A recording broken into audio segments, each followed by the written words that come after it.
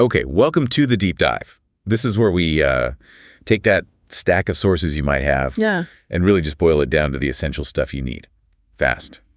Today, we're on a pretty interesting mission, actually. We're looking into, well, one of the unsung heroes, maybe, from the world of analog pedals. Yeah.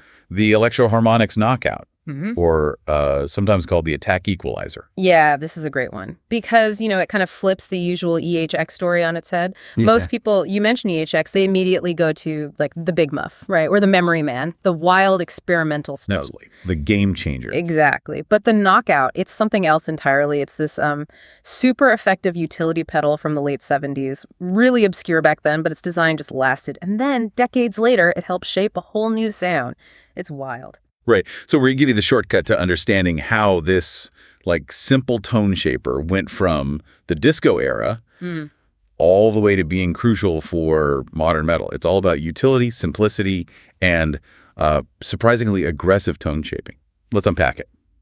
Starting with, well, kind of its confusing origins. So the Knockout appears right at this key moment for Electro Harmonix, late 70s, heading into the early 80s. And the company's really pushing out, expanding their line, getting into more sophisticated tone-shaping gear, not just dirt and delay anymore. Yeah, and that's where the confusion starts, almost immediately. Because there's this sort of identity crisis baked right in. The pedal itself, it was the Knockout, that was the official name.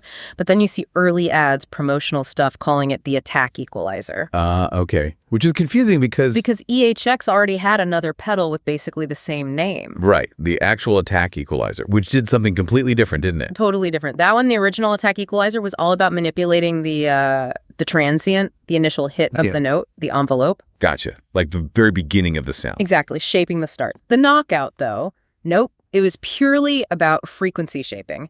A dual band EQ. It didn't touch the attack envelope. It just focused on the overall tone, the spectral content. Much more straightforward. Guitar, bass, just shaping the sound with low and high controls. So, okay. EHX has this transient shaper thing and this tone sculptor thing. And they're kind of muddying the waters by calling both equalizers in some ads. But Knockout really was the better name for the EQ pedal, considering what it did. Oh, absolutely perfect. It wasn't really designed for like subtle tweaks. It was built to either dramatically boost or scoop frequencies. That's where the punch came from. A really aggressive sound profile that could just hammer its way through a mix. Hence, Knockout. It got noticed. Okay, let's pivot to the physical side. The original unit, it just screams 70s analog. We're talking that classic big EHX wedge box chassis, right? Huge silver. Yep. And those bold, kind of cartoonish graphics EHX loved back then. Yeah. Instantly recognizable. And that design, that massive box, it tells you something about the era, especially for playing live. Power, for instance. Right. The power situation. Yeah. The originals were limited. Strictly 9-volt battery. And notoriously, no option for an AC adapter. Oof. Burning through 9 volts. Constantly if you used it a lot. And the size, the footprint on a pedal board, huge. It really places the pedal in that specific time in stomp box history, Okay, so inside that box, the circuit, you mentioned 2 active EQ filters. Now, the active part is key, isn't it? Why is that so important here? That's a really critical point because most simple tone controls back then, like on an old amp or maybe some basic passive EQ pedals, they were passive. Meaning they could only cut frequencies. Exactly. Passive EQs work by attenuation. They can only turn things down. If you boost a frequency with a passive EQ, you're actually just cutting everything else more, which lowers your overall volume. Right, you sacrifice level to shape the tone. Precisely. But the Knockout, active circuit, that meant it could genuinely boost frequencies, like seriously boost them. We're talking maybe 15, even 20 decibels of gain available on the low or high band. Wow, okay. That's a lot. It's huge. And that massive boosting power, that's the Knockout punch. That's where the name comes from. You weren't just gently nudging your tone. You were like fundamentally reshaping its frequency foundation. Really aggressive contours were possible. Okay, that explains the aggression. So you've got these 2 active filters, lows and highs. Yeah. Which leads straight to that super simple 3-knob layout. Low, high, and level for the output volume. Yep. Minimalist controls, maximum impact. Yeah. And that fits right into where EHX was placing it in their catalog. Sure, they had the wild stuff, the big muffs and memory mans, but they also needed reliable, practical tools. The Knockout, maybe alongside things like the bass balls or the Dr. Q envelope filters, showed EHX doing that practical side, addressing real tone shaping needs beyond just fuzz or delay. All right, this is where it gets really cool for me. The sound. We talk about three simple knobs, but how they interact, especially when you crank them. That classic scooped EQ curve. How does boosting both lows and highs create that? Well, it's kind of like destructive equalization, maybe. When you push both ends of the spectrum up the deep lows, the sharp highs, you naturally leave a valley in the middle. Okay. The mid-range frequencies where a lot of the instrument's core tone lives, they just don't get boosted. Relative to the boosted extremes, they sound quieter or scooped out. That's the sound. Which, back in the late 70s, early 80s, that was perfect for stuff like funk guitar disco rhythms. You needed that snappy percussive thing, right? Absolutely. Lots of sharp attack, solid bottom end, but not muddy. Cleared space for those tight rhythms. And for bass players, too, I bet. Oh, fantastic for bass. That huge low-end boost capability. It was kind of like having their Mole booster pedal, but way more flexible with the added high control. Gave bass this really aggressive, growly tone that just sat perfectly in those funk grooves. But hang on. If you just wanted a mid-scoop, couldn't you use a graphic EQ, like a 7-band or something? Those give you way more specific control. What made the 3-knob knockout special? Good question. I think it comes down to simplicity and speed. With a graphic EQ, yeah, you have more control, but you got to fiddle with all those sliders to get the curve right, you know? True. Takes time. The knockout. It kind of preset the important frequency points for you. Those specific low and high bands were chosen to give you that aggressive, useful contour instantly. Turn the knobs, get the sound, no fuss. So it was almost like an analog preset, like hitting a loudness button on an old stereo, but for your guitar.